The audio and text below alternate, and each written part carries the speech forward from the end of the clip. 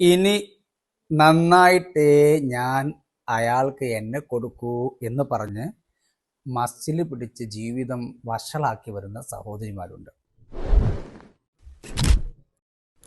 ഓർക്കേണ്ടത്, ഭർത്താവിൻ്റെ എല്ലാ സ്വഭാവവും നന്നായിട്ടേ ഞാൻ എൻ്റെ ശരീരം കൊടുക്കൂ എന്ന വാശി അരുത് പെങ്ങളെ. കാരണം അത് വാശി ഉണ്ടാക്കുക മാത്രമേ ചെയ്യൂ.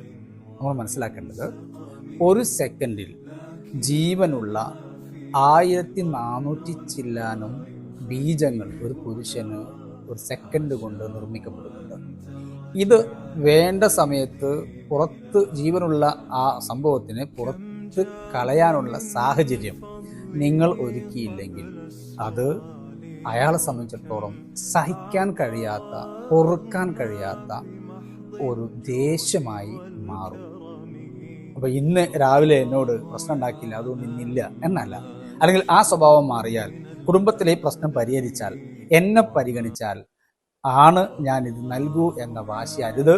അത് പുരുഷന്മാർക്ക് ദേഷ്യം കൂട്ടുക മാത്രമല്ല, തെറ്റിലേക്ക് പോകാനൊരു കാരണമായി അത് മാറും. വാശി പിടിക്കേണ്ട ഇടം സെക്സിൻ്റെ ഏരിയ അല്ല.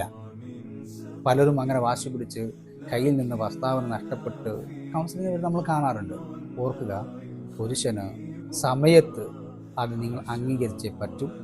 അത് നൽകിയതിന് ശേഷം മറ്റു പ്രശ്നങ്ങൾ പരിഹരിക്കാൻ ശ്രമിക്കുക എന്നല്ലാതെ ഇത് സ്റ്റോപ്പ് ചെയ്തുകൊണ്ട് അവരെ നന്നാക്കാൻ ശ്രമിച്ചാൽ അത് നിങ്ങൾക്ക് വളരെ വലിയ ബുദ്ധിമുട്ടുണ്ടാകും.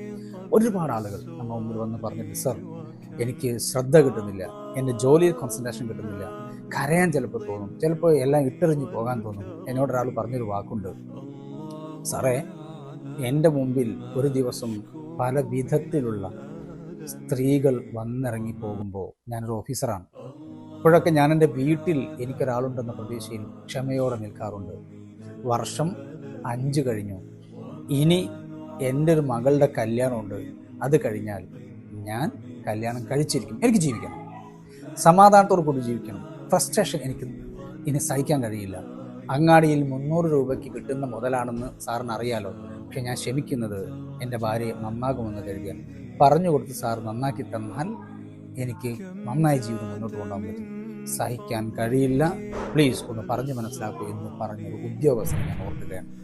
സഹോദരിമാരെ, മസിൽ പിടുത്തം അവിടെ ആവരുത്. അവിടെ ഒരിക്കലും ഈ വിഷയത്തിൽ വാശി പിടിക്കരുത്.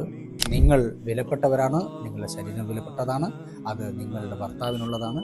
പിടിച്ചു വെക്കേണ്ടതല്ല, അത് നഷ്ടങ്ങളുണ്ടാകും. ആവർത്തിച്ച് പറയുന്നു, ശ്രദ്ധിക്കുമല്ലോ.